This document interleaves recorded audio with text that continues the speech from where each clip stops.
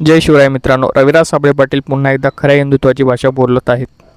ते म्हणतात, होय मी हिंदूच आहे. खासपणे ठेवलेले अंधभक्त आणि झाकणझुल्या लोक रविराजला सांगतात की तू हिंदू नाहीस, पण रविराज स्पष्ट सांगतात, माझं हिंदुत्व बघा. ते म्हणतात, हिंदू हा फक्त नावाने नाही, मनाने आणि कर्माने असला पाहिजे. छत्रपती शिवाजी महाराज, जिजाऊ माता शंभूराजे यांच्या हिंदुत्वात सगळा महाराष्ट्र सामावलेला होता. तो हिंदुत्व फक्त मंदिर तोडणे किंवा मुसलमानांना शिव्या देणे नव्हे, तर स्वराज्य, न्याय आणि हिंदू बहिणींचे रक्षण करणे आहे. मित्रांनो, रविराज साहेब नेहमी शेतकऱ्यांसाठी, मराठा आरक्षणासाठी आणि खऱ्या मुद्द्यांसाठी बोलतात. त्यांना अंधभक्त, कोवरभक्त, अंडभक्त म्हणणारे लोक फक्त ट्रोल करतात, पण रविराज साबळे स्पष्ट सांगतात, मी हिंदू आहे आणि माझं हिंदुत्व छत्रपती शिवाजी महाराजांच्या विचारावर आधारित आहे.